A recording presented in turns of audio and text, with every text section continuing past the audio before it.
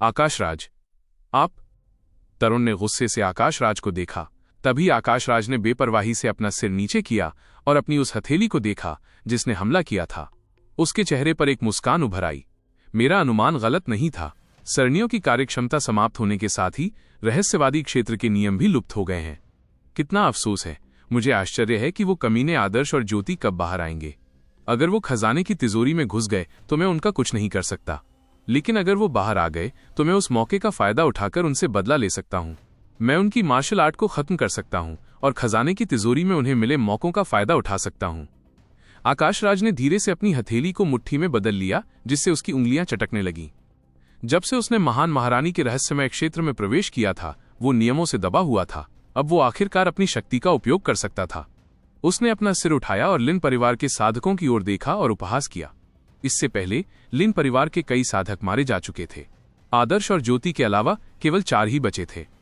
इन लोगों में तरुण और दिव्येश शामिल थे, जिन्होंने आदर्श के साथ मिलकर महान महारानी के रहस्यमय क्षेत्र में प्रवेश किया था। अन्य 2 लोग श्रेयस और माणिक थे। मैं कह रहा हूं, आप में से कुछ लोगों से गॉड एडवेंट टॉवर में आपको क्या क्या अवसर मिले?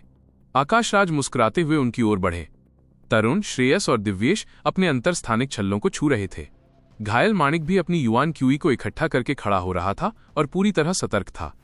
मूल रूप से रहस्यवादी क्षेत्र के नियमों से सुरक्षा के साथ वे आकाशराज से डरते नहीं थे, लेकिन उनके हमले ने अभी दिखाया कि रहस्यवादी क्षेत्र से सुरक्षा पहले से ही अप्रभावी हो गई थी। लिन परिवार के ये कुछ शिष्य सभी कुशाग्र बुद्धि वाले थे। उन्होंने तुरंत ही इसके पीछे का अर्थ समझ लिया। एक क्षण के लिए वे सभी बहुत तनाव में आ गए। महान महारानी के सुरक्षात्मक नियम संभवतः व्यू की ऊर्जा के साथ ही लुप्त हो गए थे। ये बहुत बुरी खबर थी। उनमें से कोई भी आकाशराज का मुकाबला नहीं कर सकता था। मुझे अपने सारे मौके दे दो, मैं उन्हें परखूंगा और देखूंगा कि वे अच्छे हैं या बुरे। महान साम्राज्ञी के रहस्यमय क्षेत्र में मिले छोटे मोटे अवसर भी कोई मामूली बात नहीं थे। आकाशराज ने पहले ही साफ कर दिया था कि वो उनसे खुलेआम ये अवसर चुराने वाला है। वो न सिर्फ चोरी कर रहा था, बल्कि उन्हें मारने की भी योजना बना रहा था। चूंकि शेनतू परिवार कबीले ने पहले ही लिन परिवार के साथ सभी शिष्टाचार खो दिए थे, इसलिए क्या होगा यदि उनकी हत्या कर दी गई?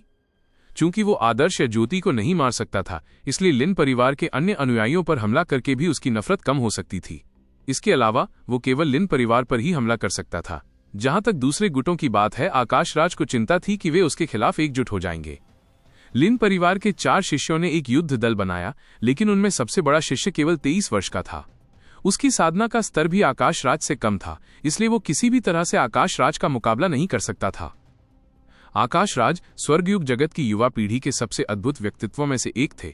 उन्होंने धीरे धीरे साधना पर ध्यान केंद्रित किया, जिससे उनकी नींव अत्यंत स्थिर रही। इससे उन्हें युद्ध की ऐसी शक्ति मिली जिससे वे अपने से ऊंचे स्तर के अन्य लोगों से आगे निकल गए। उनकी अपनी उम्र का कोई भी व्यक्ति उनकी बराबरी नहीं कर सकता था। इन परिस्थितियों में भले ही उनमें से कोई भी दाओ बीज क्षेत्र के शिखर पर हो, फिर भी उन्हें आकाशराज का विरोध करने में कोई विश्वास नहीं होगा। तुम अपने आप को ज्यादा आंकते हो, आकाशराज ने उपहास किया और अपनी तलवार म्यान से निकाल ली। जब से आदर्श ने उसकी साथी तलवार छीन ली थी, उसे जब भी तलवार निकालती लिन परिवार में मिले अपमान की याद आती। उसे बेहद नफरत हो रही थी और अब उसके लिए उस घृणा से मुक्ति पाने का समय आ गया था। हा, बड़े भाई आकाशराज, आप हमें इन छोटे बच्चों की देखभाल करने क्यों नहीं देते? शेन, तू परिवार के अन्य शिष्य भी इसमें शामिल हो गए। हालांकि आकाशराज ने अपना हाथ हिलाते हुए कहा, मैं अकेला ही पर्याप्त हूं। क्या तुम अब अवसर सौंप रहे हो, या पहले तुम्हें मार दूं, फिर तुम्हारे अंतरिक्षीय छल्लों से मानसिक निशान मिटा दूं और उन्हें एक एक करके ढूंढूं? आकाशराज को अपनी ताकत के बल पर अपनी मर्जी से कुछ भी करने की इस भावना का आनंद आ रहा था। उसकी ताकत वहां मौजूद सभी लोगों में सबसे ज्यादा थी। वो खुद दूसरों के लिए एक खौफनाक ताकत था। और गॉड एडवेंट टॉवर में प्रवेश करने से पहले शेनतू परिवार के कबीले ने अपनी जानकारी बेच दी थी। साथ ही लिन परिवार पर हमला करने के लिए अन्य गुटों के साथ एक समझौता भी किया था। हम क्या करें, हम शायद उसके मुकाबले में नहीं हैं। चारों में से माणिक ने युआन क्यूई का इस्तेमाल करके अपनी आवाज सुनाई। मौत से लड़ने के अलावा और कोई रास्ता नहीं है, तरुण ने ठंडे स्वर में कहा। अगर हम अपने अंतरिक्षीय घेरे की चीजें भी सौंप दें तो भी वो हमें नहीं छोड़ेगा। उसने शायद हमें मारने का फैसला कर लिया है। तरुण ने पहले ही आकाशराज की आंखों में हत्या का इरादा भांप लिया था। आकाशराज जोर से हंसा। छोटी सुंदरी, तुम वाकई होशियार हो। तुम काफी ताकतवर हो और सुंदर भी। अगर मैं तुम्हें मार भी दूं तो कितना बुरा होगा। असल में मैं तुम्हारी जान बख्श सकता हूं। मेरे पास एक द्विसाधना तकनीक है, जिसके लिए एक प्रतिभाशाली युवती को मेरी यौन दासी बनना जरूरी है। लगता है तुम अभी भी कुंवारी हो। क्यों ना मैं तुम्हें कोई रास्ता बताऊं? मेरे सामने झुक जाओ और एक मानसिक राक्षस की सजा के तहत मेरी यौन दासी बनने की कसम खाओ, तब मैं तुम्हें बख्शने पर विचार कर सकता हूं। पुई, तरुण ने थूका। जाओ और किसी ऐसे व्यक्ति को ढूंढो जिसके साथ तुम खेती कर सको। तरुण जैसी घमंडी लड़की किसी और की गुलाम कैसे बन सकती थी? ये तो मौत से भी बदतर होता। और आकाश राज को इसका एहसास कैसे नहीं हुआ? उसने जो तुच्छ शब्द कहे थे वे सिर्फ तरुण को चिढ़ाने के लिए थे, साथ ही लिन परिवार की गरिमा को भी ठेस पहुंचाने के लिए। ऐसा इसलिए था क्योंकि आदर्श और कुलमाता लिन के कारण आकाश राज के मन में लिन परिवार के प्रति बहुत अधिक नफरत पैदा हो गई थी। टोस्ट ठुकराकर सिर्फ जुर्माना भरने के लिए आकाश राज की आंखों में हत्या का इरादा साफ दिखाई दिया। उसने अपनी युआन क्यू घुमाई और तलवार से वार करने ही वाला था कि अचानक उसकी सांस रुक गई। आकाश राज अचानक मुड़ा और पास ही के शून्य को देखा। 10 से ज्यादा सुनहरे प्रकाश बिंदु कहीं से प्रकट हुए थे, जैसे वे चक्कर लगा रहे हों और पल भर में बड़े होते जा रहे हों। उन प्रकाश बिंदुओं के बीच में एक प्रकाश का द्वार दिखाई दिया। एक युवक और युवती धीरे धीरे प्रकाश के द्वार से बाहर निकले। युवती ने सफेद पोशाक पहनी हुई थी। उसका स्वभाव असाधारण था और उसकी सुंदरता रात के आकाश में लटके चांद की तरह सुंदर थी। युवक की भौहें तलवारों जैसी और आंखें तारों जैसी थीं। उसका चेहरा मानो कुल्हाड़ी से तराशा गया हो और उसने नीला लंबा चोगा पहना हुआ था। वो किसी विद्वान जैसा लग रहा था, लेकिन उसके हाथ में एक धनुष था। धनुष सुनहरे रंग का था, जिसके चारों ओर रक्त लाल रंग के कई निशान थे। धनुष की नोक पर 2 ड्रैगन खुदे हुए थे और हर ड्रैगन की पीठ पर एक तेज धार थी। एक नजर डालते ही पता चल जाता था कि वो धनुष अपनी असाधारण आभा के साथ एक दिव्य धनुष था। विद्वान युवक के लिए ये धनुष और भी भयावह हो गया। आदर्श, ज्योति। युवकों की जोड़ी को देखकर आकाशराज एक पल के लिए आश्चर्यचकित हो गया, फिर वो बहुत खुश हो गया। ये दोनों बिल्कुल सही समय पर प्रकट हुए थे। वो अभी भी परेशान था कि वो उन्हें नहीं ढूंढ पाया, लेकिन अब वे उसके दरवाजे पर दस्तक देने आए थे। हा, आकाशराज जोर से हंसा। वो बेहद उत्साहित था। आदर्श के प्रति उसकी नफरत एक मानसिक राक्षस में बदल चुकी थी, जिसे अब और नहीं हराया जा सकता था। वो दिन रात बदला लेने के बारे में सोचता रहता था। हालांकि वो बदला लेने में असमर्थ था, क्योंकि आदर्श को लिन परिवार द्वारा संरक्षित किया जा रहा था। आकाशराज को इससे भी अधिक बुरा तब लगा जब उसने महसूस किया कि आदर्श जैसे गरीब आम आदमी की प्रतिभा उसकी अपनी प्रतिभा से कहीं अधिक थी। आकाशराज बहुत घमंडी था, इसलिए उसे यकीन ही नहीं हो रहा था। हालांकि उसके सामने जो तथ्य थे, उसे डर था कि कुछ दशकों में जब आदर्श परिपक्व हो जाएगा तो वो आदर्श के बराबर नहीं रहेगा। उन्होंने कभी नहीं सोचा था कि यहां उलटफेर की संभावना होगी। ज्योति की बात करें तो वो आकाशराज के दिल में एक दर्द थी।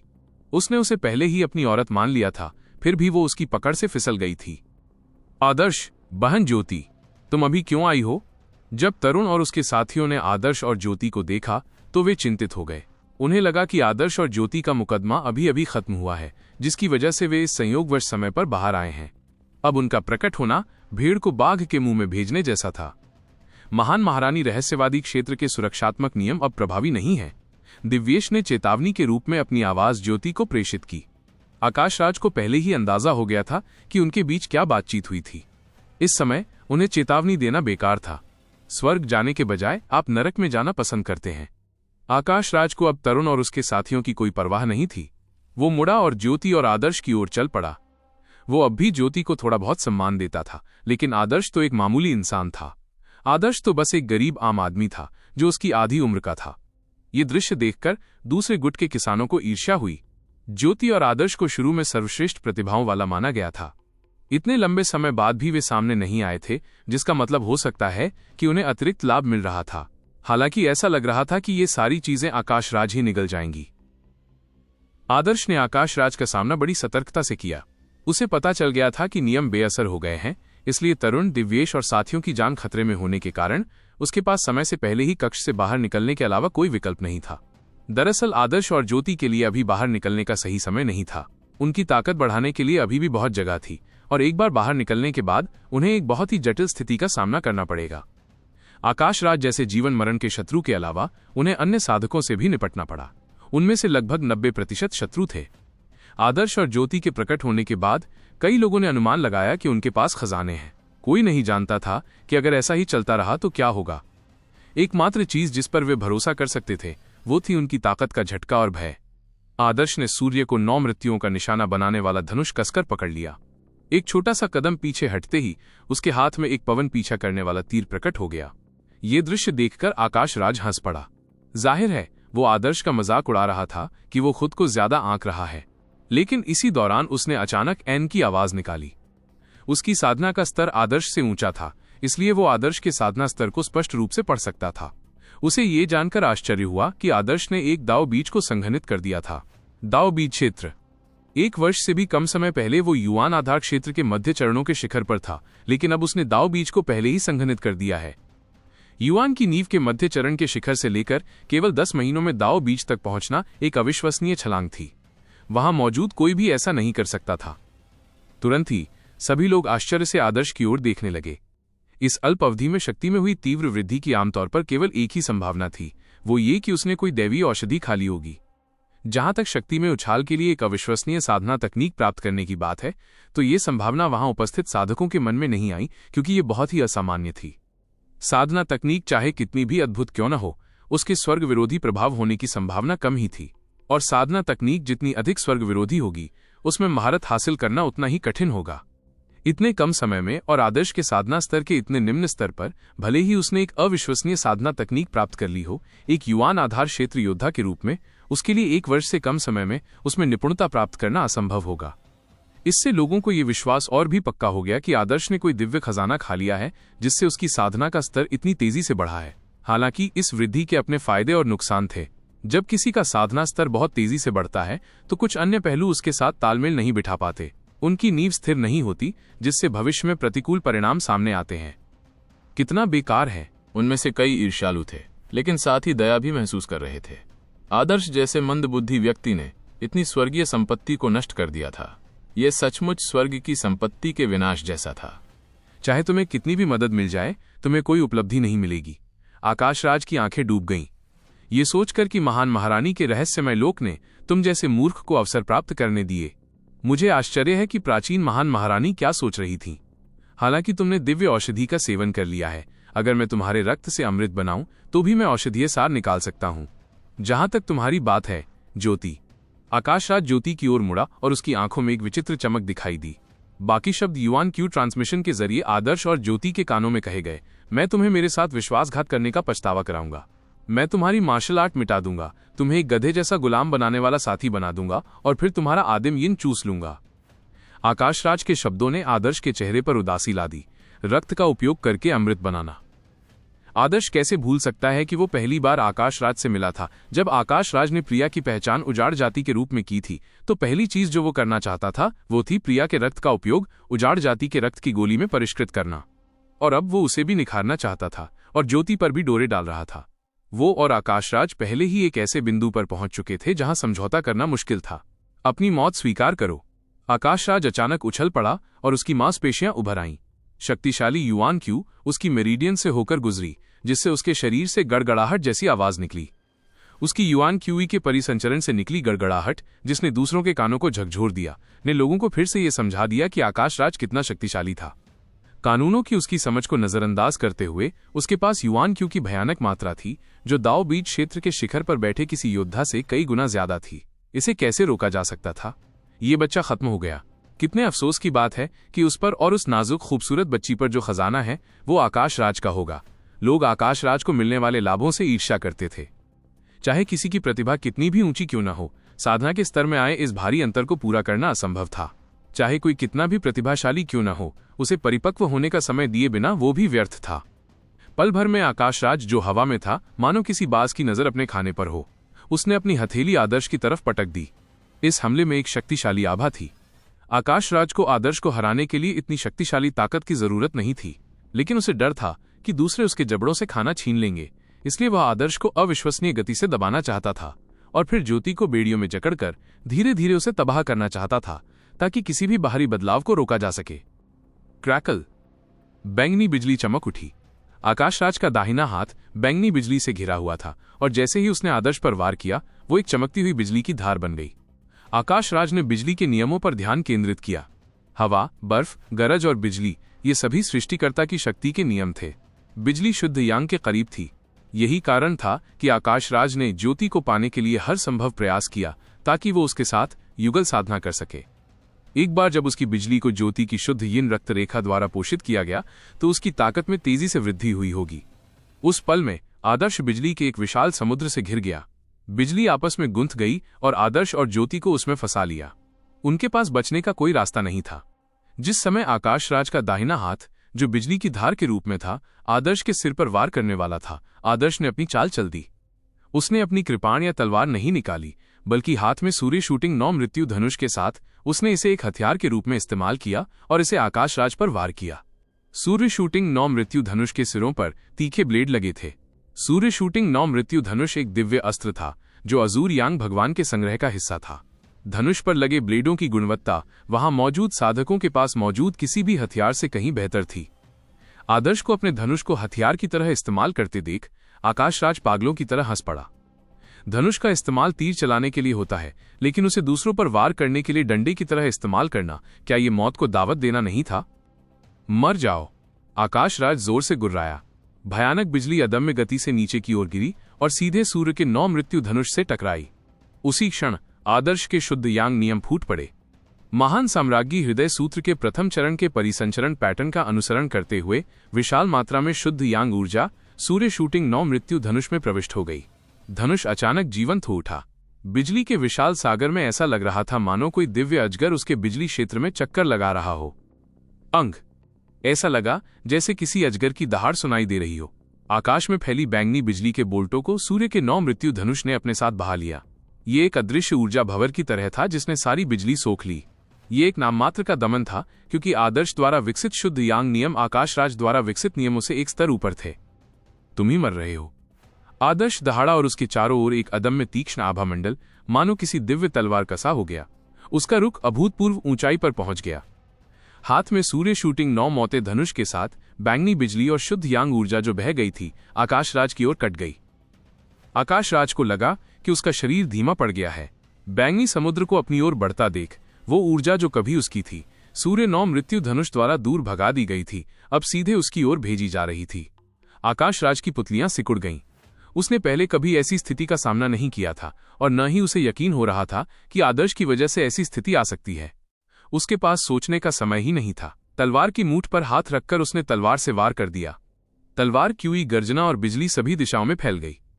आकाश में बैंगनी तलवार और सुनहरे धनुष बिना किसी खास घटनाक्रम के आपस में टकरा गए। ऊर्जा का विस्फोट हुआ। बूम! एक भयानक ऊर्जा तरंग चारों दिशाओं में फैल गई। जो साधक पर्याप्त रूप से शक्तिशाली नहीं थे वे उस प्रचंड शक्ति से उड़ गए। कंपन से उनका रक्त कंपाने लगा। यहां तक कि आकाश राज को भी लगा कि उसकी बाहें इस झटके से सुन्न हो गई हैं। उसकी तलवार लगभग गिर ही गई थी। आकाश राज के शरीर में प्रचंड शुद्ध यांग ऊर्जा प्रवाहित हुई। उसके सभी मेरिडियन दर्द से भर गए क्योंकि वो शक्तिशाली प्रभाव से उड़ गया। पेंग! आकाश राज क्रिस्टल पत्थर के खंभे से जोर से टकराया।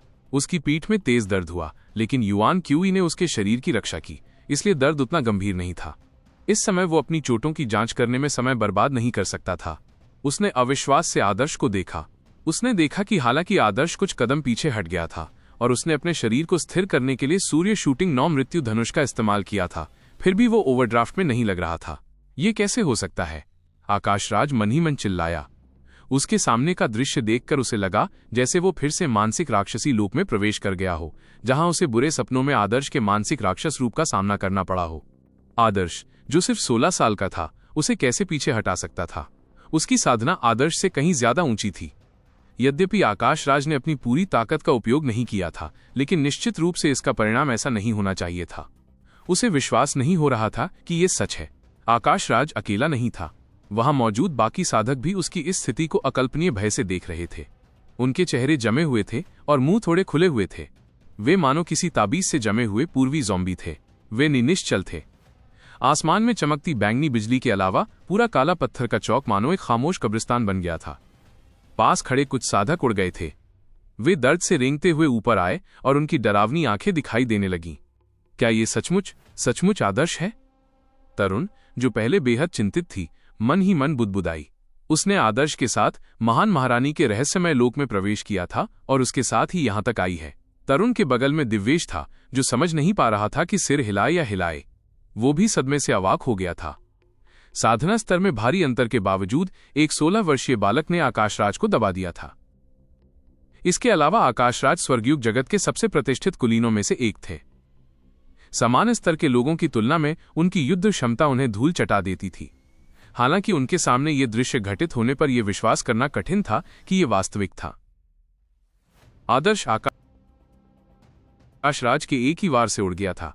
वो घबरा गया था, लेकिन उसे डर नहीं लग रहा था, क्योंकि उसने पहले अपनी पूरी ताकत नहीं लगाई थी। आदर्श की प्रगति भयावह थी। इससे आकाशराज का ये दृढ़ निश्चय और भी गहरा हो गया कि आदर्श ने महामहिम के रहस्यमय क्षेत्र में कोई बड़ा लाभ प्राप्त किया होगा। ये लाभ प्राचीन महामहिम की वास्तविक विरासत भी हो सकता है। ये सोचकर आकाशराज का दिल धड़क उठा। अगर उसे ये विरासत मिल जाती तो बहुत मुमकिन था कि वो एक बेजोड़ महान सम्राट बन जाता। जब ऐसा होता तो पूरा स्वर्गयुग जगत उसका हो जाता। ये संभवतः उनके जीवन का सबसे बड़ा और सबसे महत्वपूर्ण अवसर था। यदि आदर्श को मारकर वो प्राचीन महान महारानी की विरासत प्राप्त कर सकता तो वो तेजी से ऊपर उठ सकता है। ये समझते ही आकाशराज के अंदर से जानलेवा इरादे फूटने लगे। इस समय जब उसके भाग्य का फैसला होना था, पागल आकाशराज ने अपनी युद्ध शक्ति का इस्तेमाल किया जो उसने पहले कभी नहीं दिखाई थी। आदर्श, सावधान रहना। आकाशराज अभी उस हमले में लापरवाह था। अब उसकी हालत गंभीर हो रही है। ज्योति की आवाज आदर्श के कानों में गूंज उठी। आदर्श ने सिर हिलाया। उसे भी पता चल गया था कि आकाशराज का आभामंडल बदल गया था। उसकी आंखों में हत्या का इरादा साफ दिखाई दे रहा था। जब आकाशराज उसे घूरता था तो ऐसा लगता था जैसे महीनों से भूखा कोई बेसहारा जानवर अपने शिकार को घूर रहा हो। आदर्श, आज तुम्हारी मौत का दिन है। क्या तुम सोचते हो कि सिर्फ इसलिए कि तुम मजबूत हो गए हो, इसका मतलब है कि तुम जो चाहो कर सकते हो? तुम सचमुच मूर्ख हो। अपने खजाने को सबके सामने उजागर करने के लिए तुम यहां से जिंदा नहीं निकल पाओगे। आकाशराज ने अपने शरीर को स्थिर किया और एक और कदम आगे बढ़ाया। उसकी तलवार कांप उठी और बिजली चमक उठी। चौक के ऊपर बिजली के सांप गड़गड़ाहट के साथ घूम रहे थे। कई साधकों को अपनी त्वचा में एक दर्दनाक झुंझुनी महसूस हुई। वे तुरंत पीछे हट गए। जो कमजोर थे उन्हें भी इस बिजली के क्षेत्र में डटे रहने के लिए अपने शरीर की रक्षा के लिए अपनी युआन क्यूई का इस्तेमाल करना पड़ा। आकाशराज के पीछे एक छोटी सी दुनिया की प्रेत छवि प्रकट हुई। इस छोटी सी दुनिया में नीले वस्त्र पहने एक आदमी प्रकट हुआ जो आकाशराज जैसा ही लग रहा था। वो एक तलवार पकड़े हुए था और उसके चारों ओर बैंगनी बिजली चमक रही थी। प्रेत छवि के सिर के ऊपर मुट्ठी के आकार का एक नीला मनका था। उस मनके से हजारों बिजली के बोल्ट निकल रहे थे जो आकाशराज को परतों में ढक रहे थे। ओह, वो क्या है? बिजली की माला देखकर लोग दंग रह गए। एक छोटी सी दुनिया और नीले वस्त्र पहने आदमी की ये प्रेत छवि आकाशराज का आस्पेक्ट टोटेम मानस पारलौकिक अमर स्वर्ग था। लिन परिवार के उजाड़ स्वर्ग तकनीक चाय सत्र में आकाशराज ने पहले ही अपने पारलौकिक अमर स्वर्ग का प्रदर्शन किया था। हालांकि महान साम्राज्ञी के रहस्यमय क्षेत्र में कुछ अवसर प्राप्त करने के बाद आकाशराज ने बिजली के नियमों के बारे में अपनी समझ को और गहरा कर लिया था। इससे उनका पारलौकिक अमर स्वर्ग पहलू कुलदेवता और भी भयानक लगने लगा था। विशेष रूप से वो बिजली का मनका, ये उन लोगों के लिए भी कुछ नया था जो आकाशराज को अच्छी तरह से जानते थे। यह एक बिजली आत्मा है, साधकों में से किसी ने कहा। बिजली की आत्मा बिजली की ऊर्जा से संघनित एक सार है। इससे पहले फॉलन स्टार गेट में आदर्श को संयोग से एक शुद्ध यांग आत्मा प्राप्त हुई थी। वह शुद्ध यांग आत्मा अत्यंत प्रभावशाली थी। उसने आदर्श के सबसे साधारण शरीर को शुद्ध यांग शरीर में बदल दिया। इस समय आकाशराज की बिजली आत्मा की गुणवत्ता आदर्श की शुद्ध यांग आत्मा से कम नहीं थी। ठेठ दाव बीज योद्धाओं के लिए इसे परिष्कृत करना कठिन होता, लेकिन आकाशराज ने बिजली आत्मा को अपने पहलू कुल देवता में पूरी तरह से समाहित कर लिया था। इसका मतलब था कि आकाशराज का शरीर अब साधारण नहीं रहा। बिजली के साथ उसका लगाव बहुत ज्यादा था। हालांकि ये आदर्श के शुद्ध यांग शरीर के स्तर तक नहीं पहुंच सका, फिर भी इसे दुर्लभ कहा जा सकता है। कई शक्तिशाली योद्धाओं के पास छिपे हुए पत्ते थे। आकाशराज के पास भी स्वाभाविक रूप से अपने पत्ते थे, लेकिन अब आदर्श के सामने उसे अपने सारे छिपे हुए पत्ते दिखाने थे। बिजली की आत्मा और भी शक्तिशाली होती गई। युआन क्यू के एक जोरदार विस्फोट के साथ ऐसा लगा जैसे हवा से एक चमकीला बैंगनी नीला सूरज प्रकट हो गया हो। अगर कोई नंगी आंखों से उस चमकते प्रकाश को देखता तो उसकी आंखों में दर्द होता। आकाशराज से आती ऐसी भयावह आभा देखकर कई साधक पीछे हटने के अलावा कुछ नहीं कर सके। उन्हें अंदेशा था कि ये युद्ध अत्यंत भीषण होगा और निर्दोषों को भी नुकसान पहुंचा सकता है। आदर्श शक्तिशाली था, लेकिन आकाशराज लंबे समय से प्रसिद्ध था। वो स्वर्गयुग जगत की युवा पीढ़ी के बीच एक प्रभावशाली व्यक्ति था। उसकी अत्यधिक शक्ति ने कई लोगों के दिलों में जड़ें जमा ली थीं। इन लोगों के लिए एक बार जब आकाशराज गंभीर हो जाता तो ये कहना मुश्किल होता कि आदर्श के साथ लड़ाई का नतीजा क्या होगा, जिसने केवल एक अवसर के कारण अपनी ताकत बढ़ाई थी। आदर्श, मैं ये सुनिश्चित करूंगा कि तुम जीवित मृत्यु जियो। आकाशराज की आंखों में मानो बिजली चमक उठी हो। उसका पूरा व्यक्तित्व मानो बिजली का साया बन गया था। उसका आभामंडल काफी विस्तृत हो गया और बोलते बोलते वो कदम दर कदम आदर्श के पास पहुंच गया। आदर्श ने उपहास किया और एक शब्द भी नहीं बोला। इस समय वे दोनों पहले से ही कट्टर दुश्मन थे। भले ही आकाशराज उसे मारना न चाहता हो, फिर भी वो आकाशराज को मारना चाहेगा। स्विश! सूर्य की ओर 9 मृत्युओं का धनुष प्रकट हुआ। आदर्श ने बाएं हाथ में धनुष पकड़ा और दाएं हाथ से धनुष की डोरी खींचकर खोल दी। एज्योर यांग लॉर्ड द्वारा छोड़े गए दिव्य हथियार के रूप में भले ही आदर्श ने दाओ बीज को संघनित कर लिया था और महान महारानी हृदय सूत्र के पहले चरण में महारत हासिल कर ली थी, वह केवल सूर्य शूटिंग 9 मृत्यु धनुष को थोड़ा सा ही खोल सका। हाथ में पवन पीछा करने वाला तीर लिए, हालांकि वो वैभव दिव्य साम्राज्य का एक साधारण तीर था जिस पर सुनहरी शुद्ध यांग ऊर्जा समाहित थी। तीर से अराजक सुनहरी किरणें निकल रही थीं। अगर कोई उससे दूर भी खड़ा होता तो उसकी गर्म आभा उसे भीषण गर्मी का एहसास कराती। तीर के सिरे पर नाचती हुई शुद्ध यांग ऊर्जा ने एक लंबा तीर पंख बना लिया था। वो जलते हुए आदर्श के बगल में उछल रहा था। आदर्श का पूरा व्यक्तित्व धनुष और बाण के साथ एक हो गया। चौक में बिजली और लपटें आपस में टकरा रही थीं। उमड़ती हुई युआन क्यूई से आसपास का वातावरण चीख उठा। मर जा! आकाशराज दहाड़ा। अपनी तलवार उठाकर उसने बेरहमी से आदर्श पर वार किया। उसके पीछे मौजूद एस्पेक्ट टोटेम की प्रेत छवि ने भी अपनी तलवार उठाई और आकाशराज जैसी ही हरकतें की।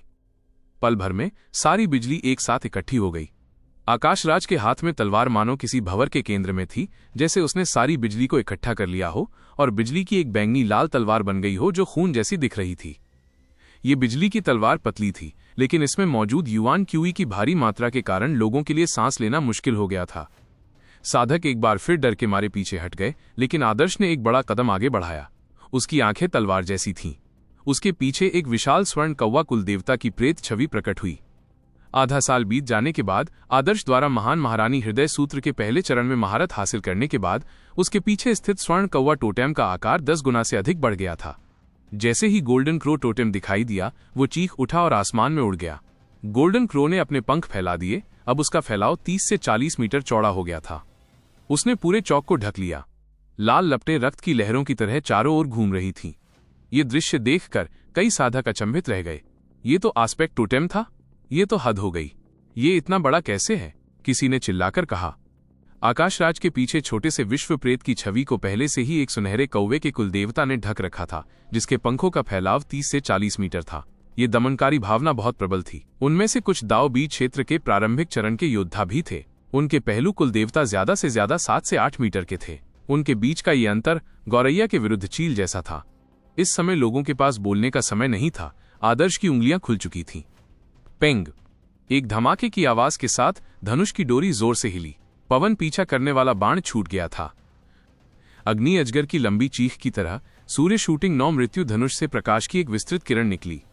जैसे ही तीर धनुष की डोरी से छूटा, उसके साथ एक लंबी सुनहरी पूंछ भी निकली और वो चीखते हुए आगे की ओर बढ़ा।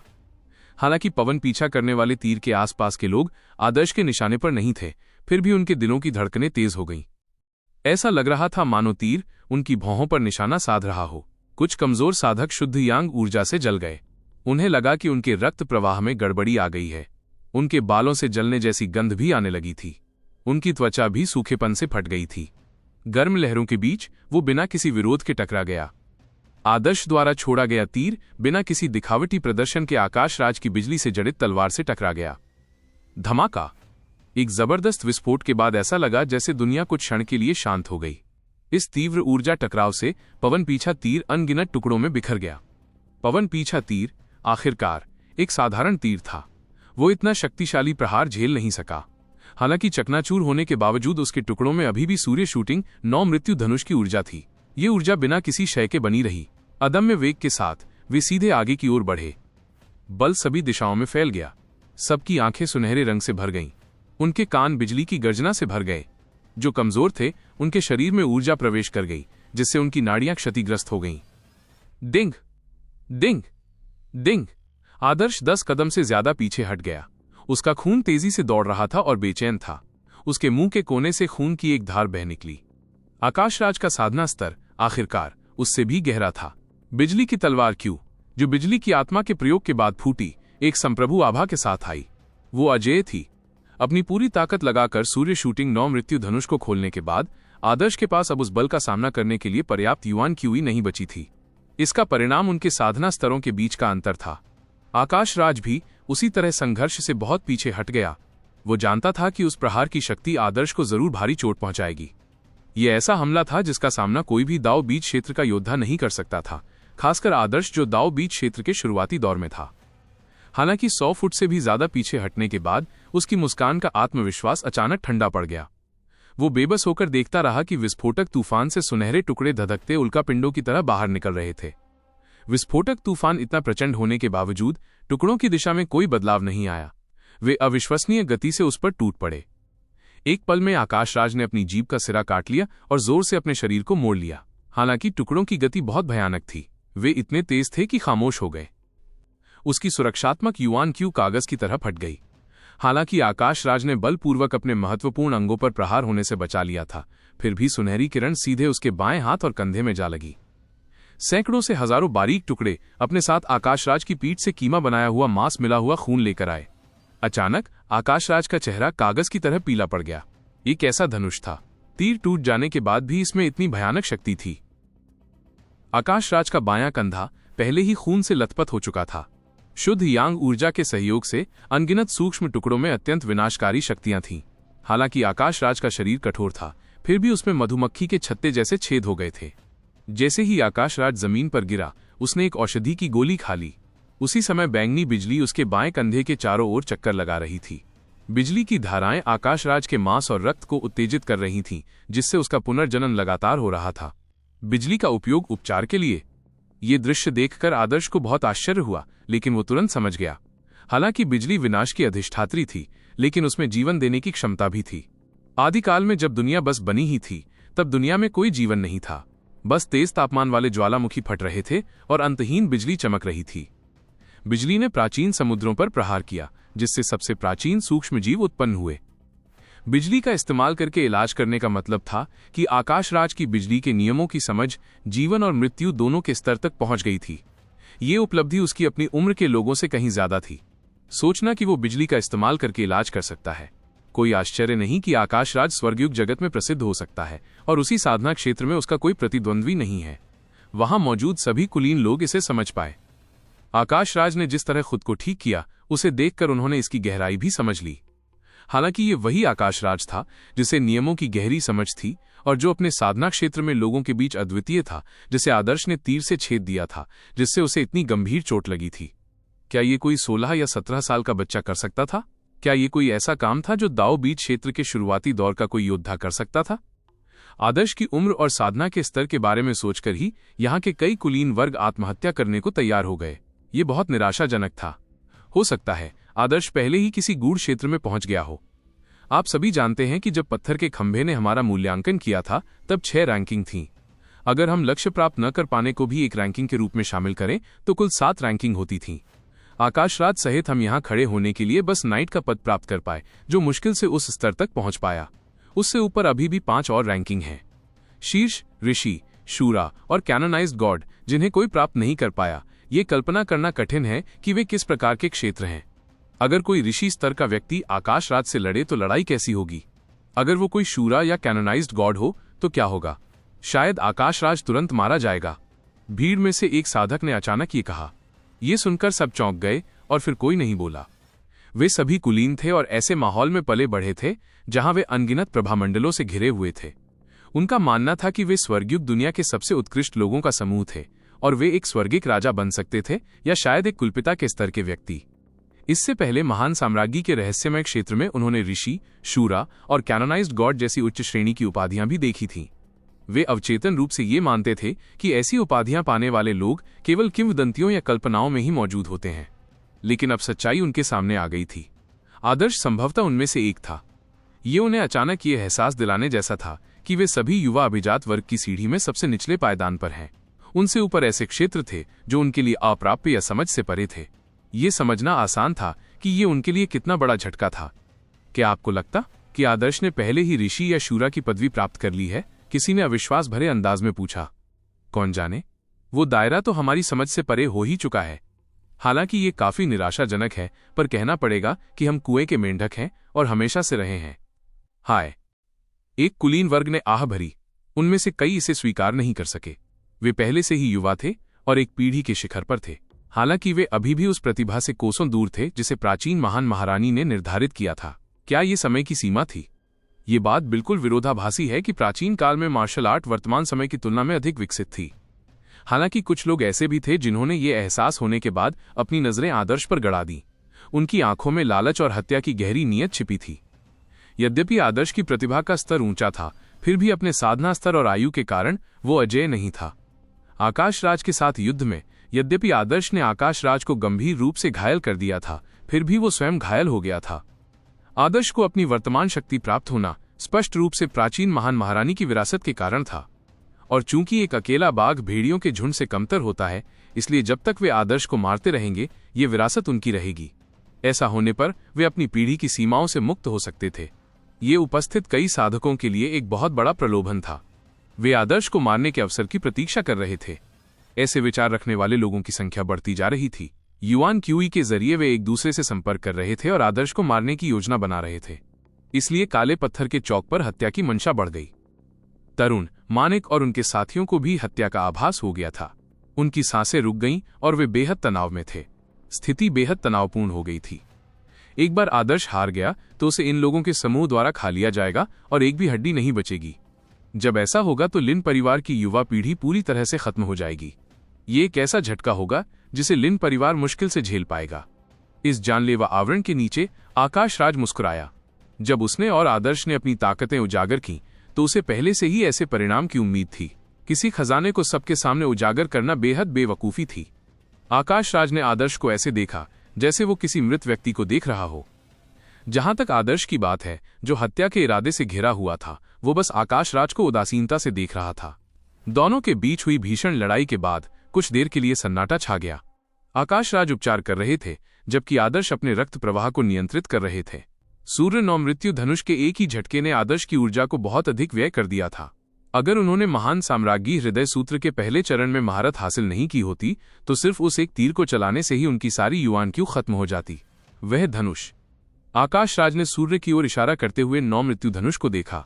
ये निस्संदेह एक उच्च कोटि का खजाना था जो आदर्श ने महारानी के खजाने से प्राप्त किया था। उन्होंने देखा कि आदर्श ने सूर्य शूटिंग नौ मृत्यु धनुष का केवल 10वां हिस्सा ही खींचा था। सिर्फ 10वां हिस्सा ही कितना भयानक था। ये जानना जरूरी था कि जब धनुष को खींचा जाता है तो उसे जितना पीछे खींचा जाता है उसे खोलना उतना ही मुश्किल होता है। धनुष को पूरी तरह से खोलने पर किस तरह की शक्ति उत्पन्न होगी, इसकी कल्पना करना भी मुश्किल था। यदि धनुष उसके हाथ में होता तो प्रभाव इतना सीमित नहीं होता। ये सोचकर आकाश राज की आंखें लाल हो गईं। आदर्श के हाथ में कितना सारा खजाना और विरासत आ गई थी। ये वाकई एक अन्यायपूर्ण दुनिया थी। हाथ में तलवार कांपते हुए आकाश राज दहाड़ा। उसी क्षण बिजली चमकी और गड़गड़ाहट हुई। एक चकाचौंध करने वाले बिजली के सांप ने पूरे चौक को रोशन कर दिया। उसने अपने विशाल जबड़े खोले, नीली बैंगनी बिजली उगली और आदर्श को डस लिया। आकाश राज ये बता सकते थे कि यद्यपि धनुष शक्तिशाली था, आदर्श अपने साधना स्तर के साथ कई बार धनुष को खोलने में असमर्थ था। जब तक आदर्श ने उस धनुष को नहीं खींचा तब तक वो आदर्श से उतना नहीं डरता था। आकाश राज से और भी शक्ति फूट पड़ी और बैंगनी सांप दहाड़ने लगा। वो उस समय का फायदा उठाना चाहता था जब आदर्श दूसरी बार धनुष नहीं खींच पाया था और आदर्श को एक ही बार में खत्म कर देना चाहता था। बिजली की चमक और प्रकाशित काले पत्थर के वर्ग ने पूरे वातावरण को राक्षसी बना दिया। आकाश राज तैरते हुए बिजली के सांपों से ऐसे ढका हुआ था मानो वो बिजली का साक्षात अवतार हो। उसकी तलवार ने वहां मौजूद कई लोगों के रोंगटे खड़े कर दिए। उनकी आंखें उस भयानक बिजली के सांप को सीधे देख नहीं पा रही थीं, मानो दूसरी नजर पड़ते ही उनकी आंखें जल जाएंगी। बिजली के सांप को अपनी ओर आते देख आदर्श के चेहरे पर एक ठंडी मुस्कान आ गई। उसके दाहिने हाथ के एक झटके से सूर्य की ओर इशारा करने वाला 9 मृत्युओं वाला धनुष गायब हो गया और एक नीली तलवार प्रकट हुई। आदर्श को मन ही मन उस दृश्य की छवि याद आ गई जहां नीला यांग भगवान ने काले कवच वाले योद्धा पर वार किया था। आदर्श के हाथ की तलवार ने न जाने कैसे उसके साथ आध्यात्मिक अनुकूलता बना ली थी। महान महारानी हृदय सूत्र के पहले चरण में महारत हासिल करने के बाद आदर्श की तलवार के हमले की अंतर्दृष्टि गहरी हो गई थी और वो इसे और भी अधिक कुशलता से इस्तेमाल कर सकता था। उसने अपनी तलवार से वार किया जो शुद्ध यांग ऊर्जा से भरी हुई थी। उसकी तलवार से एक सुनहरी शुद्ध यांग ज्वाला फूट पड़ी, मानो कोई उड़ता हुआ अजगर क्षितिज को चीरता हुआ निकल आया हो। आग की लपटें तेज हो गईं और गर्मी की लहरें उठ खड़ी हुईं। आदर्श के पीछे 10 मीटर लंबे पंखों वाला एक सुनहरा कौवा दहाड़ रहा था। एक विशाल सागर की तरह शुद्ध यांग ऊर्जा पूरे काले पत्थर के चौक में भर गई। आदर्श के आसपास मौजूद साधकों को लगा कि उनकी ची गतिविधियां अवरुद्ध हो गई हैं। वे खुद को रोक नहीं पाए और उनके रोंगटे खड़े हो गए। उन्हें तुरंत अपने जीवन पर खतरे का गहरा एहसास हुआ। कुछ साधक जो अभी युआन के आधार क्षेत्र में ही थे, उन्हें तो ऐसा लगा जैसे उनकी हृदय गति रुक गई हो। वे सांस नहीं ले पा रहे थे और उन्हें जमीन पर घुटने टेकने जैसा महसूस हो रहा था। वे बेवजह भयभीत हो गए क्योंकि ये दृश्य उन्हें जाना पहचाना लग रहा था। गॉड एडविन टावर की पहली मंजिल पर जब वे डिस्क एरे में से गुजर रहे थे तो उन्होंने एक डिस्क एरे देखा था। डिस्क एरे में एक नीला वस्त्र पहने तलवारबाज खड़ा था जिसके हाथ में एक लौकी थी। उसने एक काले कवचधारी योद्धा पर ऐसा ही वार किया था। समुद्र को चीर देने वाली तलवार की मार का सामना उनमें से कोई नहीं कर सकता था। चूंकि ये इतना शक्तिशाली था, ये उनकी स्मृतियों में गहराई से अंकित हो गया। इसलिए जब आदर्श ने यह हमला किया तो उन्हें तुरंत एहसास हुआ कि ये नीले वस्त्रधारी तलवारबाज द्वारा इस्तेमाल किए गए तलवार के हमले जैसा ही था। हालांकि ये हमला बहुत कम शक्तिशाली था, फिर भी इसमें उस हमले का आकर्षण था। उनके लिए इसका सामना करना भी उतना ही मुश्किल था। उन्हें अचानक याद आया कि जब सबने 2 डिस्क एरे चुने थे तो आदर्श ने नीले वस्त्रधारी तलवारबाज वाली डिस्क एरे चुनी थी। लोगों को लग रहा था कि आदर्श अपनी क्षमता से ज्यादा काट रहा है, लेकिन अब इस तलवार के वार के साथ उन्हें एहसास हुआ कि आदर्श ने उस वार में वाकई महारत हासिल कर ली है। क्या हो रहा था? एक बच्चा जो बैकवाटर ईस्ट से स्वर्गयुग की दुनिया में आया था, उसमें इतनी भयानक प्रतिभा थी। एक ही क्षण में आदर्श का तलवार हमला आकाशराज की बिजली युआन क्यूई से टकरा गया था। चीला, ऐसा लग रहा था मानो आसमान जोर से फट गया हो। आदर्श की तलवार का वार मानो एक अदम्य विनाशकारी शक्ति थी। उसने बैंगनी रंग के बिजली के सांप को सिर से पूंछ तक चीर दिया। तलवार क्यूई का वेग अद्भुत था क्योंकि उसमें अपार मात्रा में शुद्ध यांग ऊर्जा थी। उसने अनगिनत बैंगनी बिजली घुमाई और आकाशराज के सिर पर वार किया। आकाशराज बहुत घबरा गया। उसने तुरंत अपनी जीभ काट ली। तेजी से पीछे हटते हुए उसने अपनी तलवार पर रक्त का सार थूक दिया। उस महत्वपूर्ण क्षण में उसने अपने शरीर के आवश्यक रक्त और क्यूई को जला दिया था। उसने रोकने के लिए अपनी तलवार निकाली, लेकिन उसे लगा कि एक अदम्य शक्ति उसकी ओर बढ़ रही है। डिंग! एक स्पष्ट तड़क की आवाज के साथ आकाशराज के हाथ में तलवार टूट गई। यद्यपि वो तलवार के हमले के मुख्य प्रहार को झेलने में कामयाब रहा था, लेकिन शेष तलवार क्यूई के साथ आकाशराज की सुरक्षात्मक युआन क्यूई अब इसे झेल नहीं सकती थी। उसका शरीर हिंसक रूप से कांप उठा जब उसने मुंह भर खून थूका और उसका शरीर उड़ गया। बूम! आकाशराज काले पत्थर के खंभे से जोर से टकराया। तलवार क्यू की तरह उसकी नाड़ियां चकनाचूर हो गईं और उसकी पीठ में तेज दर्द होने लगा। उसका मुंह खून से लथपथ था और उसका शरीर काले पत्थर के खंभे से नीचे गिर गया। डिंग! एक स्पष्ट ध्वनि के साथ आदर्श द्वारा तोड़ी गई तलवार की धार तेज गति से घूमती हुई जमीन पर गिर पड़ी। हालांकि काले पत्थर के वर्ग की टाइलें बेहद मजबूत थीं, इसलिए जब धार जमीन से टकराई तो वो फिर से उछल गई। वो जमीन पर बेहद तेज गति से घूमी, जिससे कई साधक सदमे में पीछे हट गए। उन्हें डर था कि इस टूटी हुई धार से, जिसके अंदर अभी भी तलवार की क्यूई थी, वे घायल हो जाएंगे। भयानक! ये दृश्य देखकर वहां मौजूद कई साधकों की पीठ ठंडी पड़ गई। आदर्श बहुत भयानक था। नीले वस्त्र पहने तलवारबाज की शक्ति कम से कम एक अद्वितीय महान सम्राट के स्तर की थी। आदर्श ने सिर्फ एक चक्राकार चक्र का इस्तेमाल करके एक अद्वितीय महान सम्राट की तलवारबाजी में महारत हासिल कर ली थी। तलवार की चाल जितनी गहरी होती थी, उसे सीखना उतना ही मुश्किल होता था। स्वर्गयुग की दुनिया के कई बेहतरीन तलवारबाज किसी खास तलवार के इरादे को समझने में ही उलझ जाते थे और आखिरकार पछतावे से मर जाते थे। हालांकि आदर्श को डिस्क व्यू प्राप्त हुए अभी लगभग आधा साल ही बीता था। आदर्श को अभी भी गॉड एडविन टावर में प्रशिक्षण लेना था और साथ ही महान महारानी की विरासत को भी संजोना था। डिस्क व्यू वीडियो में तलवार की चाल की समझ हासिल करने के लिए उसके पास कितना समय था? क्या वो ऐसी परिस्थितियों में भी इसमें निपुणता प्राप्त कर सकता है? प्रतिभाशाली सनकी, ये शब्द अब आदर्श का वर्णन करने के लिए पर्याप्त नहीं थे। कुछ लोगों को तो यह भी संदेह था कि आदर्श एक अद्वितीय महान सम्राट का पुनर्जन्म था। लोगों ने आदर्श पर नजरें गड़ा दी और उन्होंने देखा कि उसका चेहरा काफी पीला पड़ गया था। उसकी सांसें भी कमजोर हो गई थीं। चाहे वो सूर्य शूटिंग 9 मृत्यु धनुष का उपयोग करके चलाया गया तीर हो या नीला यांग भगवान से तलवार की मंशा को पुनः प्रस्तुत करना हो, इसने आदर्श को बहुत थका दिया था। आदर्श की वर्तमान स्थिति ये थी कि उसका साधना स्तर उसकी साधना तकनीकों और अंतर्दृष्टि से मेल नहीं खा पा रहा था। ताओ बीज क्षेत्र के प्रारंभिक चरण में साधना स्तर के साथ, और भले ही उसका युआन आधार सामान्य योद्धाओं से 10 गुना बड़ा था, फिर भी वो सूर्य 9 मृत्यु धनुष जैसे दिव्य अस्त्र से तीर चलाने में असमर्थ था। इसी प्रकार वो नीला यांग भगवान के तलवार के इरादे को पूरी तरह से प्रदर्शित नहीं कर सका। हालांकि अब तक वो बढ़त बनाए हुए था, लेकिन ऐसा लगता है कि वो अब और आगे नहीं बढ़ सकता। वहां मौजूद कई कुलीन लोगों में स्वाभाविक रूप से गहरी समझ थी। उन्होंने आदर्श की सांसों में बदलाव देखा। आखिरकार वो अपनी साधना के स्तर तक सीमित है। वो इतनी शक्तिशाली चाल नहीं चला सकता। हालांकि आकाश राज आदर्श को हरा नहीं सकता, फिर भी वो ताओ बीज क्षेत्र के शिखर पर एक शीर्ष योद्धा है। भूख से मरता हुआ ऊंट भी घोड़े से बड़ा होता है। अगर वो इसे और खींच सकता है तो आदर्श भी अधमरा रह जाएगा। लेकिन हम शायद अब और इंतजार नहीं कर सकते। भीड़ में एक दुबला पतला युवक आदर्श को घूर रहा था। उसकी त्वचा पीली पड़ गई थी और वो बीमार लग रहा था। उसकी झुकी हुई आंखें ठंडी और गहरी थीं और वो किसी कोने में छिपे जहरीले सांप जैसा लग रहा था। उसका नाम दुर्दम था और वो परिवार के कुल में हर पहलू में आकाश राज के सबसे शक्तिशाली प्रतिद्वंद्वियों में से एक था। दुर्दम पहले भी आदर्श से कई बार मिल चुका था।